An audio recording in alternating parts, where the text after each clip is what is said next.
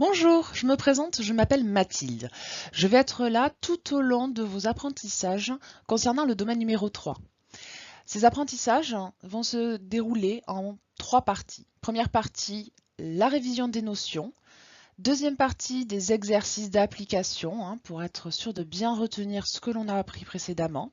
Et pour finir, une évaluation qui permettra de juger le degré d'apprentissage. On y va!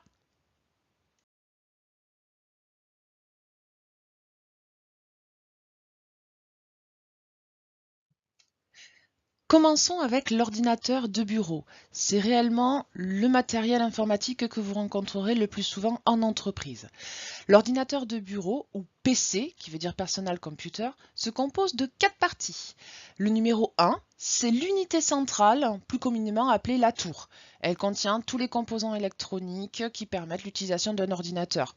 Vous avez également le disque dur, enfin, toutes ces choses-là. Numéro 2, l'écran. Bien sûr que c'est important, sans lui, on ne travaille pas, on ne voit rien.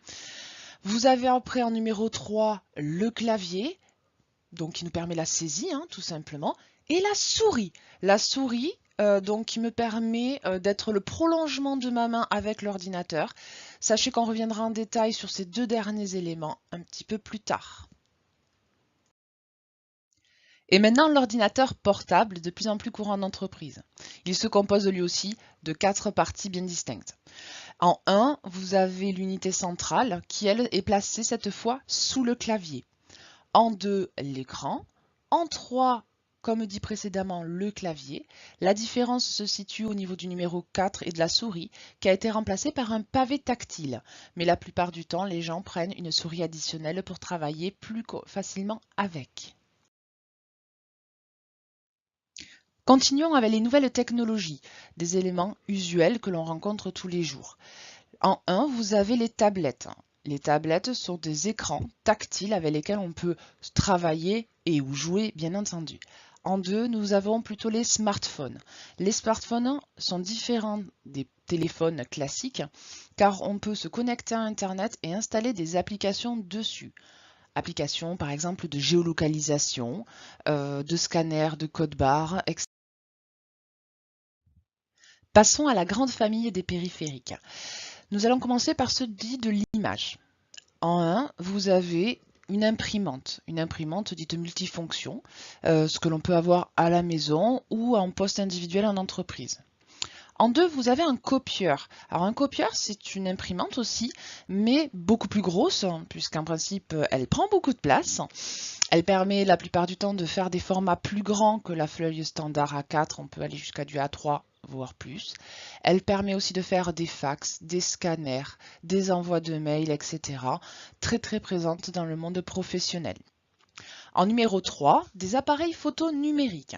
Là, je vous en présente deux. Vous avez le plus petit en dessous qui est un compact et le deuxième qui est de la famille des réflexes, donc un petit peu plus gros. L'appareil photo numérique, c'est un appareil photo qui n'a pas de pellicule et qui stocke donc toutes les photos, vous le verrez un peu plus tard en détail, sur ce que l'on appelle une carte mémoire.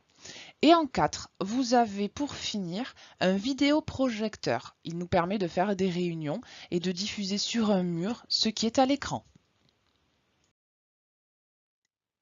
Voici maintenant la famille des périphériques de stockage. Comme leur nom l'indique, on va pouvoir stocker, enregistrer des éléments numériques dessus. Le plus connu et le plus usuel est le numéro 1, il s'agit des clés USB. Tout le monde peut en avoir une, on l'achète en supermarché, pas de souci, c'est très pratique, on peut la transporter facilement, stocker beaucoup de choses dessus. Le petit défaut, c'est le même, c'est que justement, elle est petite et transportable, on a tendance à les égarer et à transporter avec des fois des virus en passant d'un ordinateur à un autre et donc ça, c'est dangereux. Le numéro 2, très présent en entreprise, il s'agit d'un disque dur externe.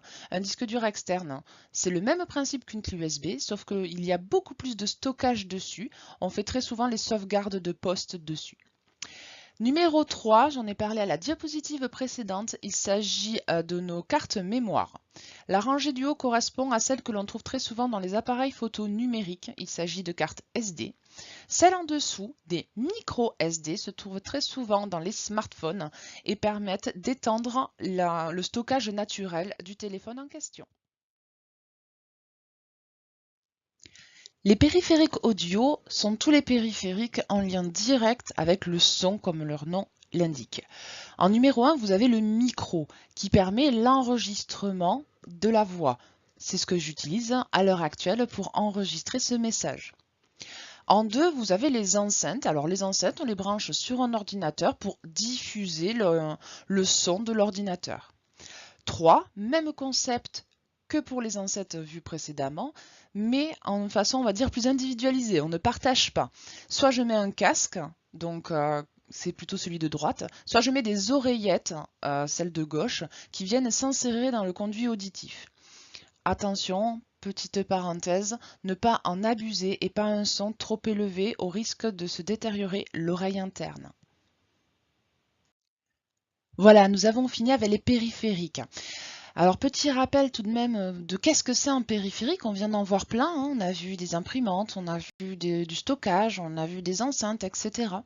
Un périphérique est tout simplement un élément que l'on vient brancher sur l'ordinateur. Comme si on ajoutait quelque chose, il est en périphérie de l'ordinateur.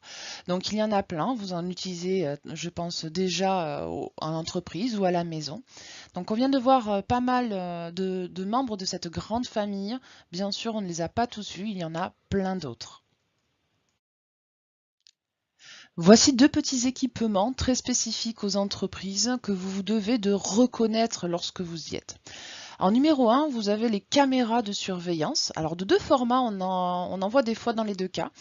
Celle du haut qui est plus sur un bras articulé avec une vue plongeante et qui est en principe assez limitée sur son angle de prise de vue. Et la seconde qui est en dessous, elle est plus ronde et là elle a souvent un 360 voire au moins un 180 degrés, c'est-à-dire qu'elle va faire à tourner sur elle-même. Elle est de plus en plus utilisée pour un bon rapport qualité-prix. Tout ça est bien sûr relié à un système complet de gestion des enregistrements de la caméra. En 2, vous avez un boîtier. Alors, un exemple de boîtier qui serait en rapport avec la sécurité également. C'est le boîtier d'alarme qui permet d'activer ou de désactiver les alarmes en entreprise.